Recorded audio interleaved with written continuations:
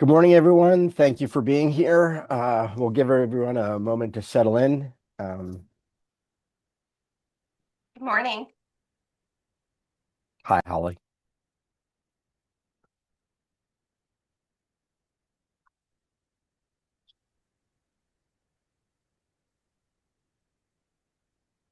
For everyone who's waiting, I'm going to wait for the clock to hit 9:01, but I apologize if you can hear the Ricola that's in my mouth. I was traveling and I picked up a cold, shockingly enough, and it's taken me a while to get over it. So I apologize in advance if anything uh, gets muffled by a cough.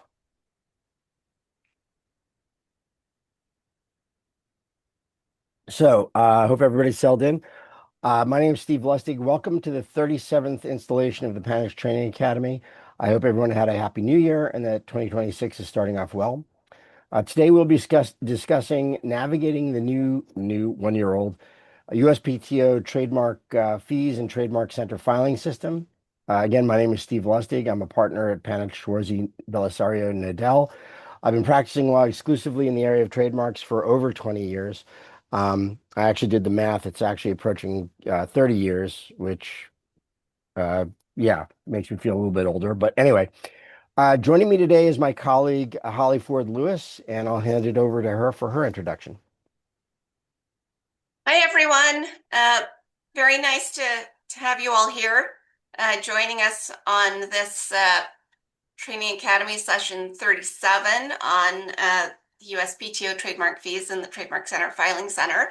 I am a trademark attorney at Panitch. I joined last June, having come from also a small boutique firm exclusively focused on trademarks. I joined Panitch. A lot of my friends actually were at Panitch, but I was also excited about the fact that Panitch and I and my practice have shared values like client service, and so the rest is history. I've been here for just over 6 months, doing trademark enforcement, trademark counseling, prosecution, TTAB work, copyright work, all of the same sorts of work that I have been doing for the last, like Steve, well over 20 years. So I'm happy to be here and looking forward to providing you guys with some updates today. Great. Thanks, Holly. So for everyone, just a reminder that this session is being recorded and will be available on our website by the end of day tomorrow. Please feel free to ask any questions in the chat or Q&A. We'll be keeping an eye on those.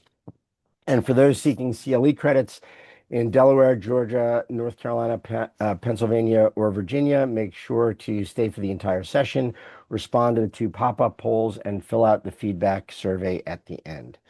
With that, I'm going to start the session and I'm going to show the session overview. This is fairly simplistic. What is a trademark? We're going to start with that because I always find it's good to start with the basics, start with the foundation, then get into trademark registrations, and then get into the nuances or the idiosyncrasies with the Trademark Center system. Reason why I want to go over trademark registrations is because that's really the goal of the system, and you'll see the back and forth. So, what is a trademark? At the end of the day, a trademark is a source identifier. It allows consumers to find your product or service in the marketplace. Um, I often tell clients a trademark is not really about you; it's about the public. And the idea is if somebody from the public goes into a supermarket and wants to buy a Coke, they go into the aisle for soda and they find the Coke, the cans that are red that say Coke on them, and they buy that. And that's how they know that that's what they want to buy. And then they can distinguish it from the Pepsi and blue. By doing that, the trademark protects the consumer's ability to choose. It also protects the owner's goodwill. Because if somebody comes in and uses a spurious or fraudulent trademark, the owner can take action saying, look, you've damaged my goodwill by ripping me off. Many people refer to trademarks as brands. I have no problem with that. They're sort of synonymous. Um, but anyway, the touchstone of trademark infringement, which I alluded to earlier, is the likelihood of consumer confusion. That when people talk about trademark infringement, what they're really talking about is a consumer who goes in the marketplace and sees two trademarks, two source identifiers that are so similar that it is difficult or impossible to tell the actual trademark from the junior trademark, and they get confused, and the consumer can't figure out who they want to do business with. That's trademark infringement when you've caused that level of consumer confusion. I also said in the bottom of my slide, trademark is not a verb. I always go through this, so bear with me. If you are in a boardroom and you're discussing brand names and trademarks, and somebody stands up and says, you know what we should do? We should trademark that. And they use trademark as a verb. That is not correct. It is completely wrong. It conflates a million different things. Trademark is not a verb. And what I mean by that is trademark is not something you do. Trademark is a brand, trademark is a source identifier. It is a brand, it is a way to protect your source identifier. It is not something you go out and do. You can't go out and grab a word from the public lexicon and then exclusively protect it and prohibit everybody else from doing it. Um, think about this. If you went out and you said, hey, I want to trademark soap, and that way nobody can use the word soap ever again unless they come through me. It's nonsense, right? So that's the whole trademark is not a verb thing. It's not something you do. Trademark is a noun. It's something that is. So again, what are trademarks? The goal, as I said, is to prevent a likelihood of consumer confusion. It's to protect source identifiers in the marketplace.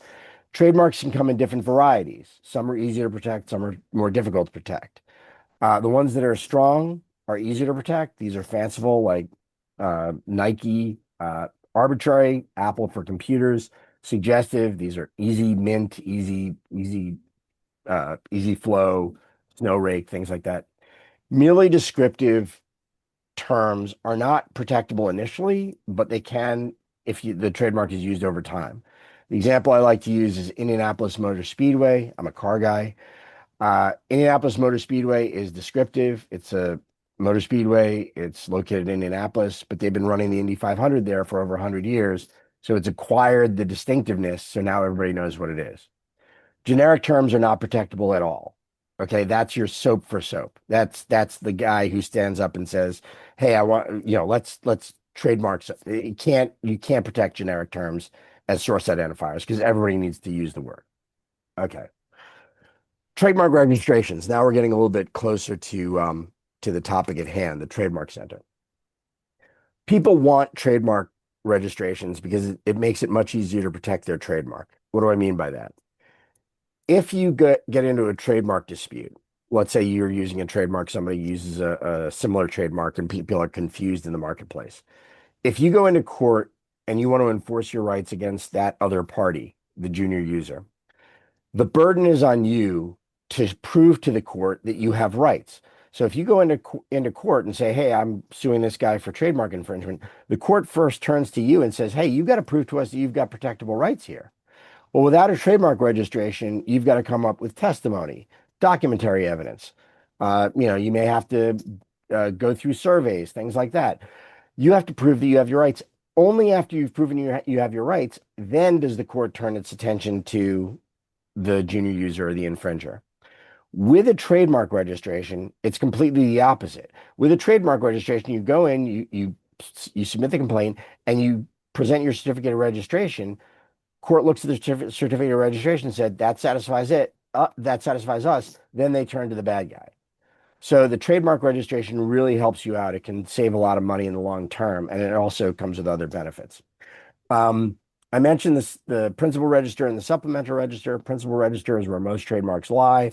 Supplemental register is for marks that can be distinguishable in the future, can be protectable in the future. So if Indianapolis Motor Speedway applied right now and they hadn't used the mark for 100 years, it would go on the supplemental register.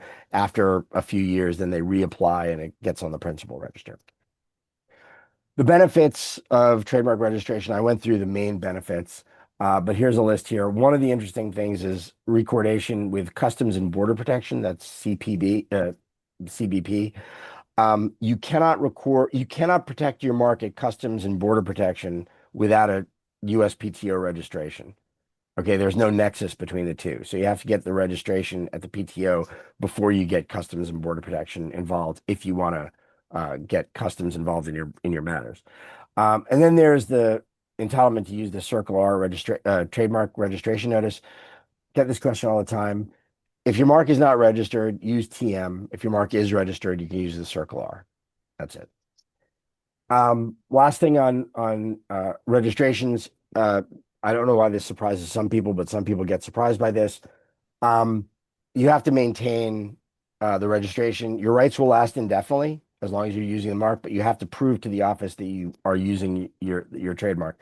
So every so often you have to submit a declaration of continued use with specimens of use, which is just, if it's a product, it's a picture of the can of Coke with word Coke on it. Um, Incontestability is what you're really shooting for with registration. That is where you file an affidavit of incontestability saying that your mark's never been challenged or hasn't been challenged in the last 5 years. Um, and then you get incontestable status. What happens then is it's much more difficult for a third party to petition and cancel your registration. For example, there's a statute of limitations of 5 years. Um, but even beyond that, nobody can petition to cancel your mark after incontestability for it being descriptive or something like that. So incontestability is really, as I said, the holy grail of trademark protection. It's something you want. So with that being said, uh, the new Trademark Center application system. I think you can see how I feel about it from this slide.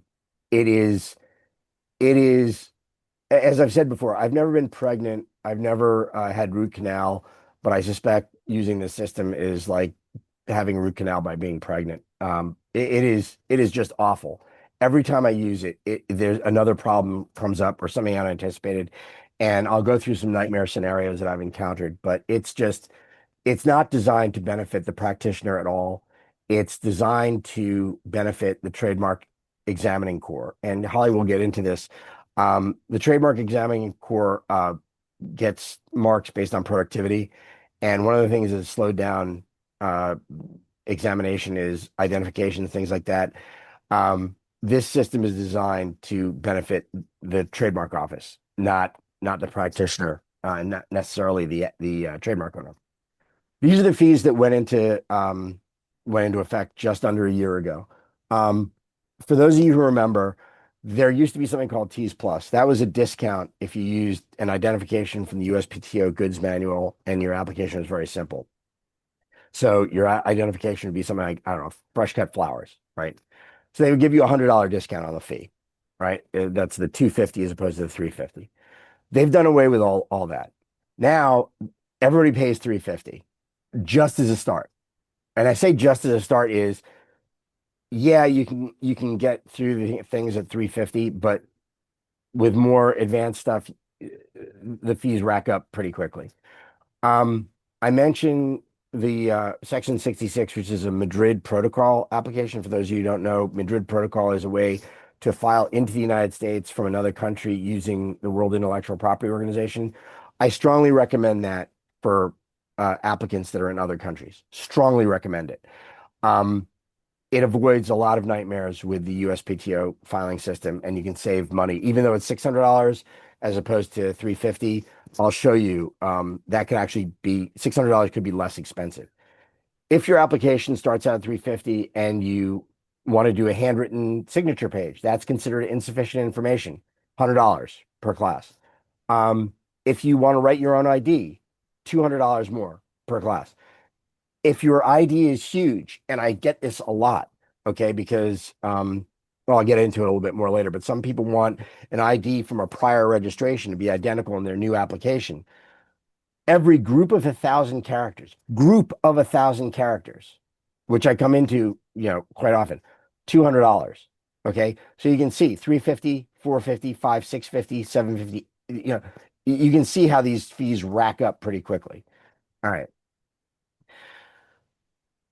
Using the system is awful in part because the system is designed not for a practitioner, but for a pro se applicant.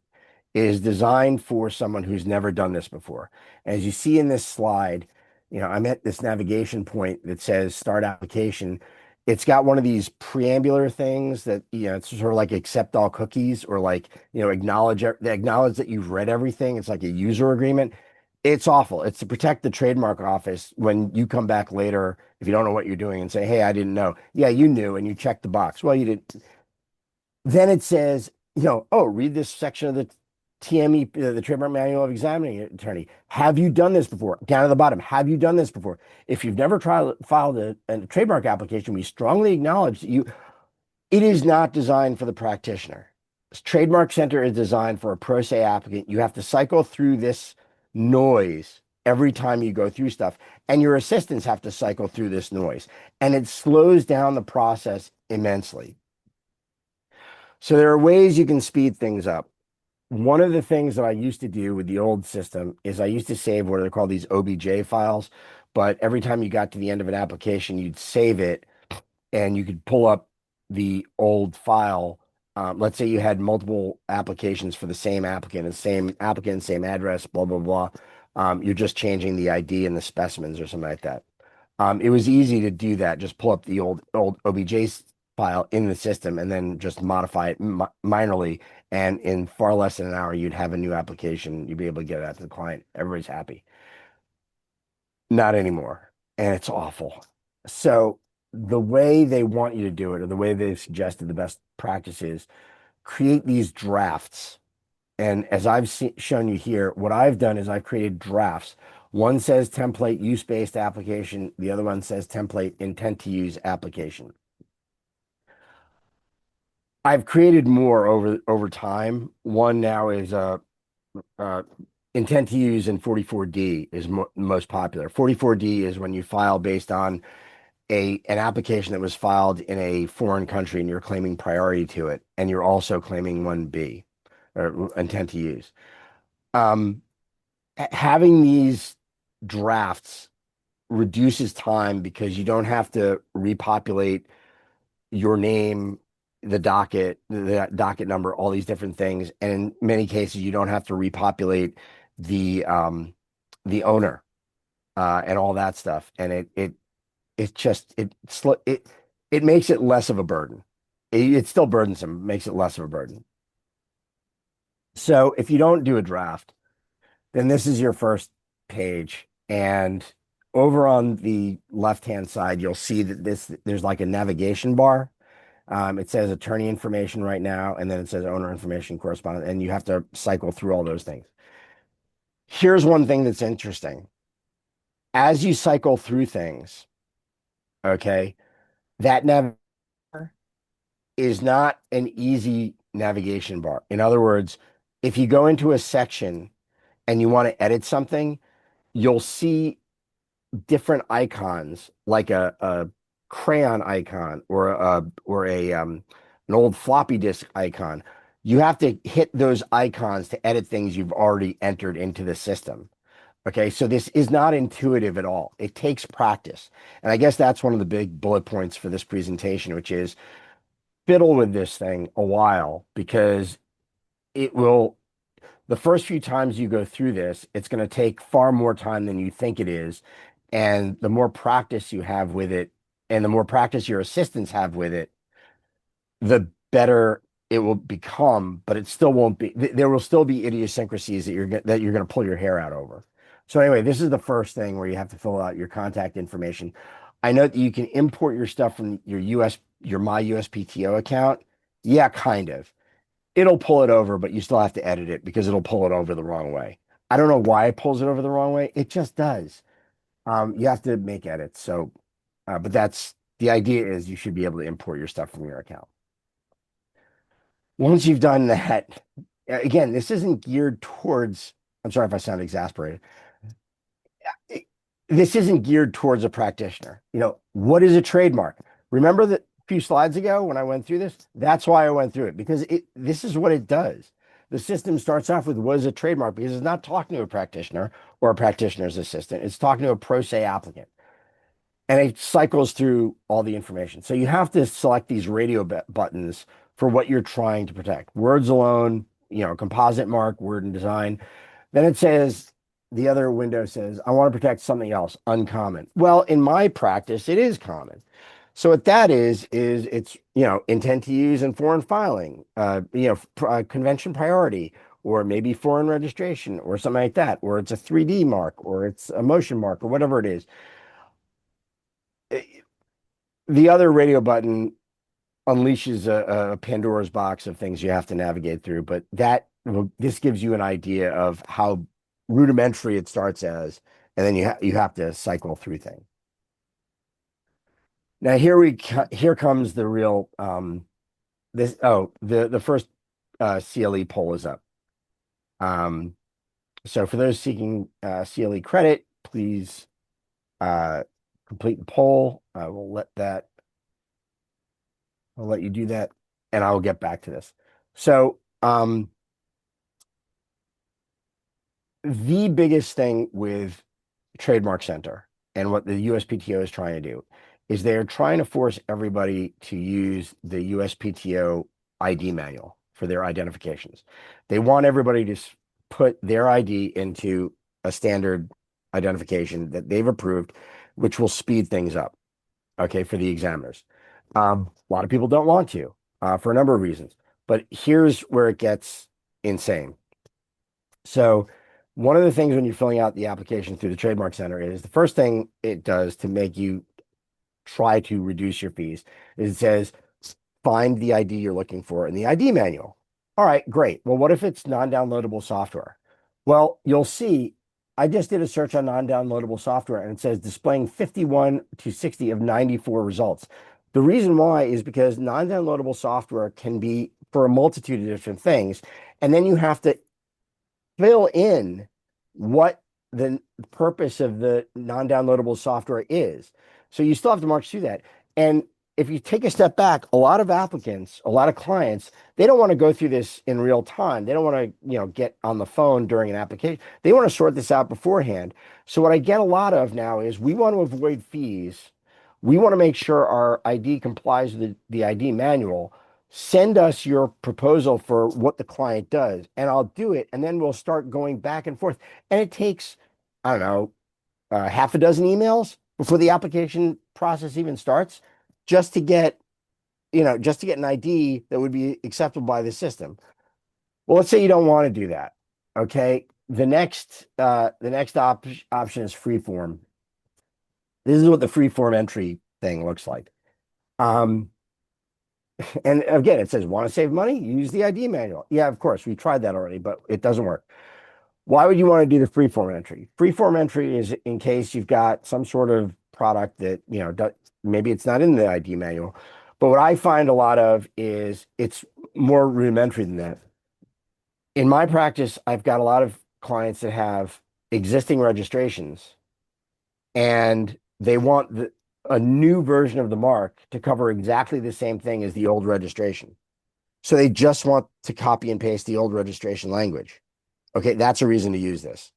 There are other reasons, if what you're doing needs to be finessed and it's not in the ID manual, but there's a reason to do the free form. And I'll leave that up to you. Again, so painful. This is assigning a filing basis. So painful. So in the old days, for those of you who remember, you would just choose a class, you'd choose a filing basis, you'd upload a specimen, you upload the foreign registration or the application or whatever, and you'd go on with your day, right? Not anymore. Here, and that's what's going on here. Here, the system breaks out your ID, if it's lengthy, into the individual components of the ID. And in order to assign the filing basis, you have to populate a checkbox next to each portion of the ID that's been broken out. It takes time. It's unnecessary. It takes time. I kind of understand what they want to do, but it's maddening.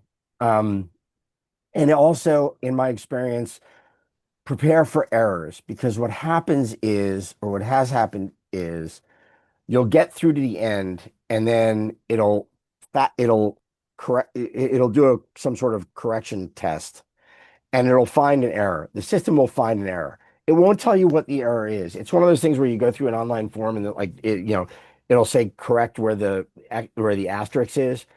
You'll have to find out where the asterisk is. And more often than not, it has to do with you didn't check a box or maybe there's a specimen that was uploaded from a prior version of the application that migrated itself, something like that. And you have to figure out how to do it. You have to go to those icons, the crayon and the floppy disk, and you have to edit things. But it's so maddening. I can't describe how excruciating this process is. All right, nightmare scenario. I'm gonna cycle through these, and then I'm gonna let. I figure you're pretty tired of listening to me talk. I'll pass things on to Holly in a couple, but these are battle stories that I just want to share with you. Nightmare scenario one. There are going to be three of these. Um, Trademark Center can result in incredibly high official fees. Now look at the total in this. This is an actual screenshot for an actual application that I filed, okay, with the client's instructions.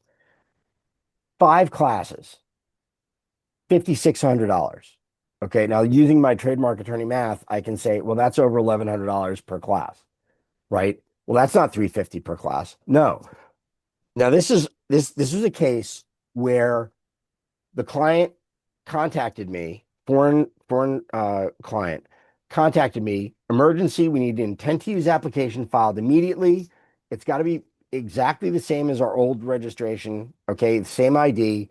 Um, we don't have any foreign priorities, so we have to do this immediately. We have to do this today, and we want a handwritten um, uh, declaration page. We don't want to sign it electronically. Fine, okay. Look at how this thing breaks down.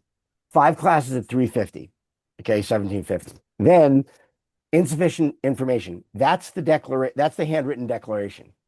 Okay, that's 5 classes at 100. Then freeform class, freeform fees. Okay, that's copying and pasting from the old identification from the old registration into the new application. Which, by the way, let me just add that when you do that, the system will only accept 1,000 characters at a time. So you can't just copy the entire ID and paste in because you'll see it'll cut off. So you have to be prepared for that excruciating moment of now I've got to figure out where the cutoff is and do that. But you can see it just added $1,000 to the tab. Then because the old ID was really big, look at this, $200 per class for 12 groups of over 1,000 characters. This is in 5 classes, $2,400. Okay.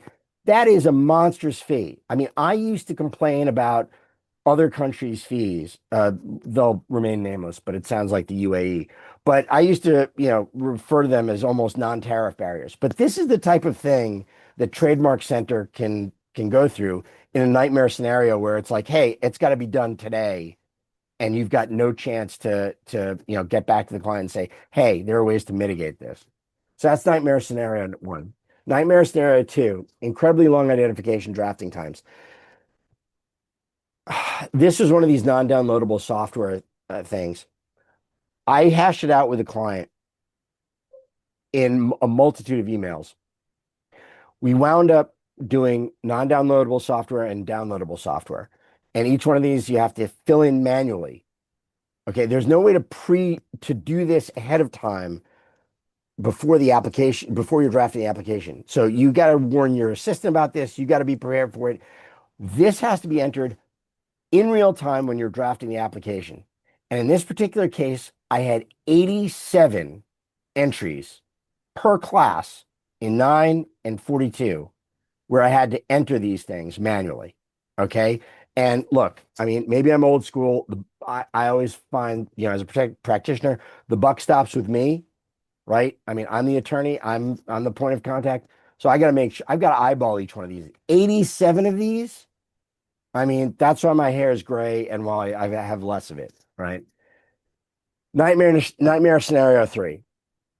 The Trademark Center is not just infecting the application. Well, it's already infected the application process. So you've got your Dawn of the Dead 28 days later thing going on the application side. Um, for those of you who get that reference, thank you. I like zombie movies. But here's the thing. It's now infecting the TTAB. And now they want you to file uh, oppositions through Trademark Center, right? And it makes it more time consuming and infuriating. But here's one of the things that happened to me a while ago, and you just be prepared for it because it's going to happen to you. I had a client, they wanted me to file an opposition last minute. Okay, fine. The application that was being opposed had an extension of time against it. However, I was actually, there were four of them because we were doing a consolidated notice of opposition, four applications, four extensions of time to oppose, each one by another practitioner. Okay. When you go into the Trademark Center for oppositions, you'll see down at the bottom it says my unexpired extensions of time to oppose. Okay, those are okay. If somebody else did it, they won't show up there. Well, how do I extend, how do I oppose, how do I file an opposition against something that I haven't extended time for? Well, it said there are these instructions right here. You have to go back into ESTA, right? The old system. And it shows you step by step. You have to enter your contact information, and then you have to wait for the system to update itself, right? And then after it updates itself, then it'll show up in your unexpired extension of time. That is excruciating.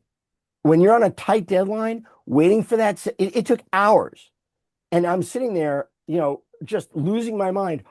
In the old days, it would have been so simple, but now you've got to deal with this trademark center nonsense. So I'm just saying it's not ready for prime time. If you're on this webinar and you work for the PTO, I'm sorry. I don't mean to, rain on your parade. I'm sure, there are some benefits to it, but it is just compared to the old systems, it is just excruciating. And with that, that's my half hour. I will hand things over to my colleague Holly. So, Steve, Yes. there were a couple questions that popped up while you were speaking. Oh, sure. The first being, why does the free form box not include an import option to a specified prior mark? That's a great question because it doesn't. That would be a wonderful tool. You know what? There Yeah. there is a there is a this is going to be the answer for a lot of your whys. There is an interface at Trademark Center to send feedback. I think they ignore my feedback now because it starts with, "Oh my God, this is so awful," blah blah blah.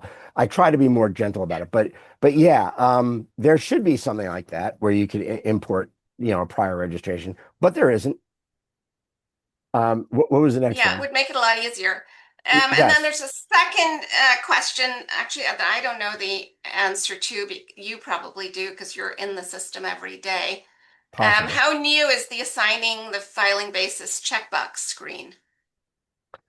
Um, well, that that has not been updated since it was introduced last year. So, or yeah, it was I think it was February. No, no, January. So they still do it. They've been doing it for the same. They've been doing the same way for a year, where it's assigned the basis by checkbox. Um, I don't anticipate them changing it. That seems like one of the things that they're dead set on. Importing a prior registration is a great idea. Next time I have a rant in one of my feedbacks, I'll probably include that. Um, Okay, and then there are several comments feeling your pain oh yeah, yeah, about yeah. Trademark I'm Center. seeing them now. Yeah, yeah. Like I said, I didn't mean to be flippant about it, but I've been doing this for a while now. Here's one. Uh, I did a whole application based on a draft, and at the end, the error was that it was like a phantom entry. It would not let me delete the the foreign application that was in a previous draft. And no matter how many times I tried to delete it, it wouldn't let me delete it. And it was like being a hamster wheel. Um, then there are the stories about how yeah, accroche toi. Brace yourself for this one. if you want something signed and the person you want signing it, signing the declaration is in Asia and they're on another day, right? They're a day ahead of you.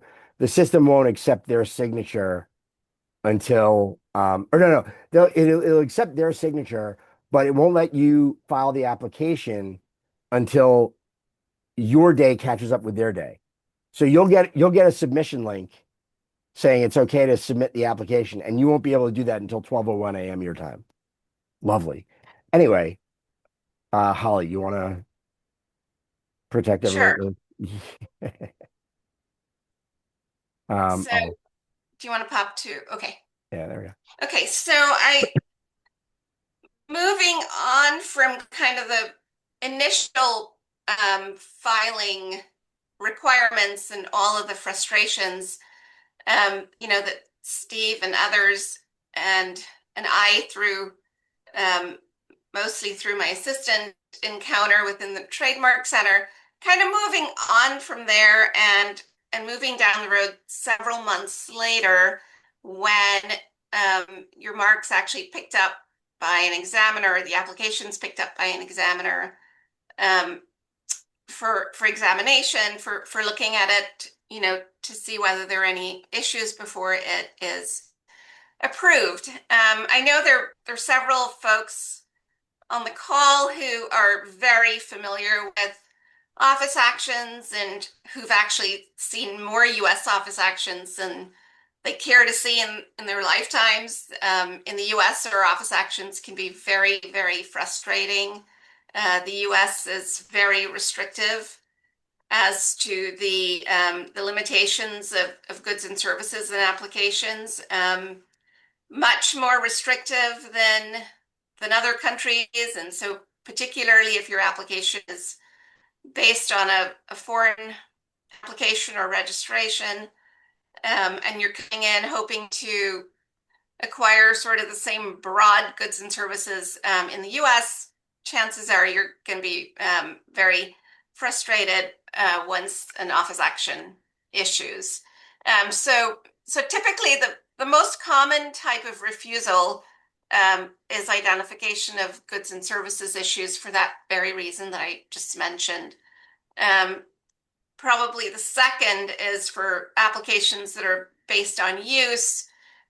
Examiners are looking at the examples of use provided, showing use of the mark in commerce and finding that they don't satisfy the USPTO requirements for goods, for example, packaging bearing the mark, shipping labels bearing the mark that show that the goods are actually being shipped in commerce work, um, web page displays associated with the goods where the mark is there, the goods are there, and there is the ability to order the goods from the website works. And then for services are a little bit easier because we've got brochures and advertisements and things that work for services. The third type of refusal that's probably the most common is the USPTO refusing the mark on the basis that it's likely to be confused with a prior application or a prior registration, and that's usually when we have to really take a good look at the examiner's arguments and hopefully, and I think most of the time, we're able to assist you with distinguishing the mark from the cited mark and hopefully getting it to registration, or else coming up with some other creative way of getting over the refusal, like potentially petitioning to cancel the mark that's cited because it hasn't really been in valid use in commerce. So those are all, and descriptiveness, of course. I think Steve alluded to the fact that in the US, marks have to be, descriptive marks are not registrable. Generic marks obviously are not registrable. And so we often get refusals based on, the mark being descriptive or specifying a surname and without certain contingencies surnames are not registrable in the US. So just some background, to where we go from the um, Trademark Center applications. And then next slide, Steve. And so there are two types of office actions. One is the non-final office action is the first office action that one generally gets. You file a response, and if the response is not sufficient, adequate, the USPTO will issue a final office action. And with the final office action, there are limited options for responding. You can file a request for reconsideration and notice of appeal to preserve the applicant's rights. Often, in between a non-final office action and a final office action, we are able to correspond with the examiner on the case and hopefully make some changes via examiner's amendments. And I'll talk about that a little bit further on. But typically response deadlines are for US applications, it's 3 months from the office action issue date. And those apply to, US applications based on use, intent to use, foreign registrations. Madrid protocol applications that Steve was mentioning earlier are not subject to the 3-month initial office action. There's still 6 months to respond to a Madrid protocol application, for instance. And of course, even for the US, the total response time is 6 months. But at the 3-month mark, we have to file a request for the additional 3 months along with a fee of $125. So that's also a relatively new development at the PTO. But the next slide. So on looking kind of at the glass half full, and maybe going away a little bit from all of Steve's frustrations. One thing that at least I've noticed is that the ID manual requirements where, clients are kind of being pushed to the ID manual in order to save money, it has resulted in reduced examiner follow-up. It has contributed to shorter office actions because if you've used the ID manual, there's less things that the USPTO could potentially have an issue with.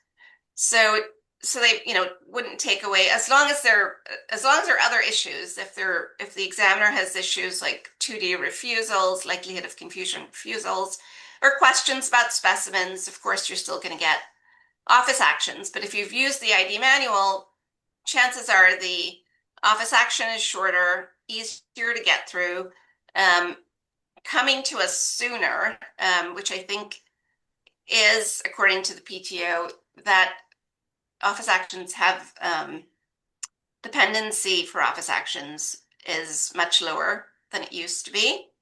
And that examiners can move applications through examination more quickly. And so all of that contributes to a smoother process, I believe, at the office action stage. We are seeing faster first actions. I've also noticed that examiners are more willing to work through issues via examiners' amendments. I think that there are credits in place at the PTO to encourage examiners to move the applications through the system more quickly. And so that's, to me, that's been a very positive development. Next slide. So according to the PTO, pendency of applications have dropped significantly in fiscal year 2025. The target was 6.7 months for a first action from date of filing to the date the examiner takes action, and 13 months for disposal pendency, so filing to finish, whether it's a notice of allowance, whether it's the mark or going right to registration, or the mark abandons. The USPTO reported 5.6 months as the actual first action average in fiscal year 2025. That's a huge reduction from the pandemic years. During the pandemic and right after the pandemic, we were actually looking at pendencies of about 12 months to get to an examiner. So very, very long, very frustrating for clients that, wanted their marks to move through the system so that they could get their branding underway, use underway, etc. So this is a huge development, and I mean we're seeing it. Office actions are coming in at a much quicker pace than they were a year and a half ago. The inventory of pending applications went down by 20% according to the USPTO. And yeah, as I mentioned before, I find that examiners are much more likely to want to talk by phone, to want to talk by email, to get their office actions off their desk. So it's definitely a priority at the USPTO, and we're feeling it. Our clients are feeling it, and I think it's a positive development all around. Looks like the And second poll is up. another CLE credit pulls Yeah. up. We'll give you a second Also, to. while that's up, Holly, we got a comment. Talking about credits, do examiners get higher credits for issuing refusals versus allowing a mark to go through? I wonder that whenever I see a 2D refusal. Do you want to field that first?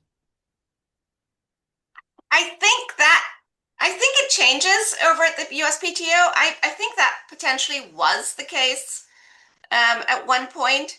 I think now it's probably the opposite, based on what I understand. I think examiners are actually getting credits for moving cases Yeah, forward.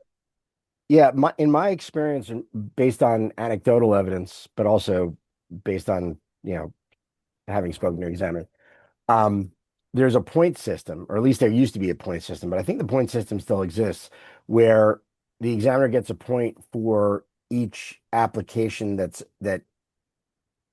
is approved for publication, like that actually gets through all the way to publication. Um, so it's more geared towards uh, productivity than it is towards Right, issuing refusals. right. Yeah, I think that's definitely the focus. Okay, next slide. Oops, there we go. So lower first action pendencies down to 4.5 months. Well, actually, that's a priority. Sorry, it's the goal for FY 26 is goal for FY 27 is 4.5 months and 4 months by FY 28. And the goal is to decrease the disposal pendency to 10 months by FY 27 and 9 by FY 28. I mean, those numbers are fairly aggressive, and we look forward to that.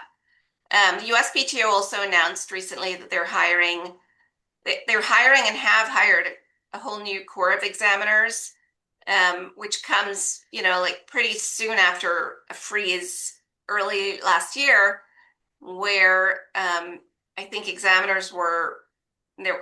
There was a bunch that were slated to start who didn't because of the freeze, and there may have been yet others laid off. So this is really good news for us, and our pendency issues for our clients. Next slide. Yeah, so I wanted to just to quickly kind of mention, I know that a lot of our clients are familiar with trademark scam emails. This is not a new issue. It's been going on for, years and years and years. But according to the PTO, it has increased exponentially in the last year.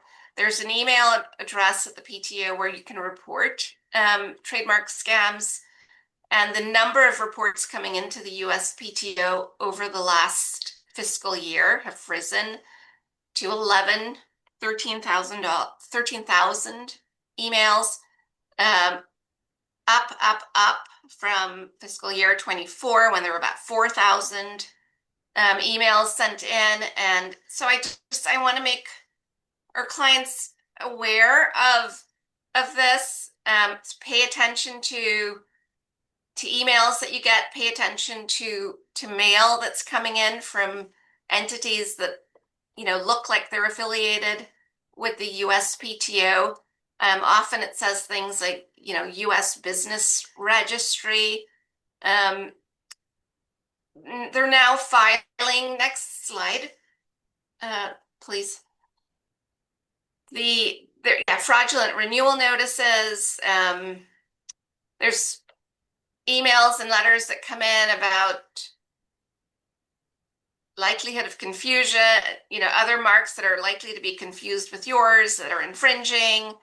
And they all look very official. USPTO impersonation claims, US Business Registry, like I said. Now they're whole illegitimate filing services, whose goal is to file fraudulent applications. Many using what we call specimen farms, so websites that are created solely to provide specimens for fake specimens for applications. It's a huge problem at the USPTO. Just last year, 52,000. We can go to the next slide, I think. 52,000 fraudulent applications and registrations were removed from the register in connection with just one foreign firm. So the USPTO is really busy, trying to improve the integrity of the register. They're very busy using administrative sanctions to combat fraud, and just hoping overall to reduce the number of invalid applications and registrations on the register. As some of you might be aware, a few years ago, the USPTO started doing random audits, particularly for post-registration filings, so that, if you've got a long ID and you submit one or two specimens that address one or two goods in a class, the USPTO will send an office action, a random office action requesting that you submit additional specimens, and it'll choose two from each class that you didn't submit specimens for initially, and that can be very frustrating for our clients. So we're always recommending, filing as many specimens as you can, or else deleting the goods and services in connection with which the mark is not in use. And then now the USPTO is actually using another audit feature, which are directed audits. So if they suspect, for instance, that specimens are coming in from illegitimate companies like specimen farms, or digitally altered specimens, they can actually direct their attention to certain registrations and issue audits in those cases. So all of that is all very helpful to ensuring the integrity of the register and getting our clients' marks registered sooner and more easily. Next slide. So, and this is along with improving the Trademark Center and making it easier to use so that folks like Steve are not so frustrated every year. It's probably a process, but But along with that, USPTO also has this priority to clear inventory, spread the word about fraudulent applications, and also to increase efficiency. And, by clearing the register of fraudulent applications of deadwood, it increases the efficiency for clients' legitimate applications. Can I just add something? Sure.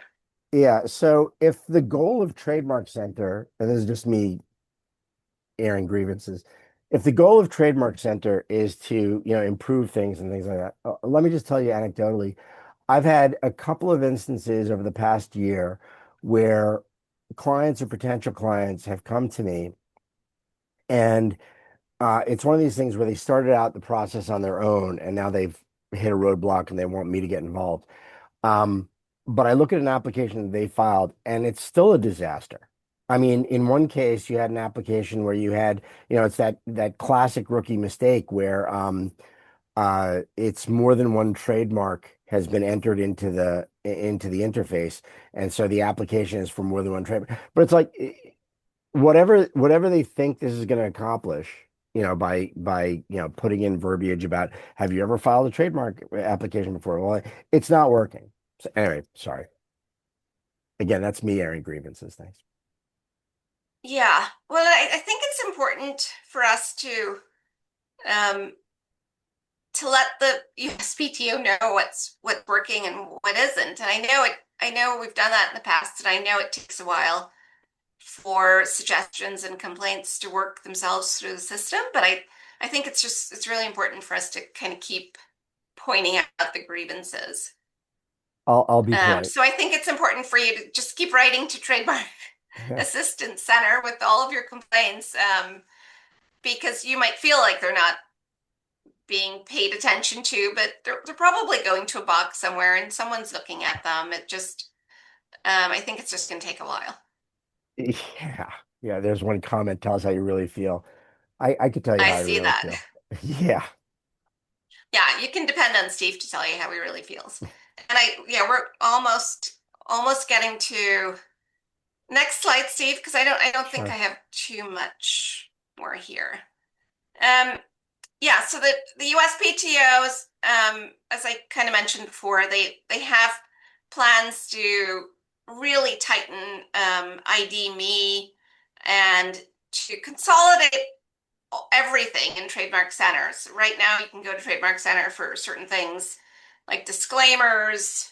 Next year, I think they're adding the ability to change filing bases of applications and adding new classes of goods and services. So the goal really is to have everything in one place, and the verifications to assist, to minimize, I guess, the ability for fraudulent applications. So I think it's a process, but I think we're headed in the right direction on that. Hey, Holly, can Um, I ask you a question? Have you had the emails where you're the attorney of record on a registration and somebody else is assuming control of your case, and so you get the email from USPTO saying, "Hey, somebody else is trying to take over this case. Do you approve?" And then it's on you to approve it. I haven't had it, but I know Yeah. it's happening. Yeah, so it's happened to me a couple times, and here's a pro tip for everybody listening. Um, the last time I got one of these things, basically I had a group of 6 applications that, for reasons, were being transferred to another practitioner, and I'm fine with it. These are pending applications. The the incoming practitioner initiated the process at 5 p.m. Eastern on a Friday. Okay, and so I was shutting down. I received the email went to our general email box, which was at that point unattended, and you had 48 hours to approve this thing. So by the time it got to me on Monday at whatever time, I didn't get the thing in time, and so the new practitioner was frustrated that if you were assuming the case over somebody else, initiate the process on a Wednesday or Tuesday. Don't wait until 5 p.m. on a Friday to do that. Otherwise, the approval process won't be able to take place. Yeah, and I'm not sure if that's because of staffing issues or tech issues or Well, no, it's just that you've got 48 hours to approve. And so, you know, just do it during the week when when you're fairly confident somebody will be there. okay. Let's see. I think that might be the last of my, let's see what we have on the, Well, we're oh at yeah, 10 so o'clock. yeah, we need to, I think we're at 10 o'clock. Very There we go. quickly, if you would like to suggest new entries for the ID manual, there is a way to do that.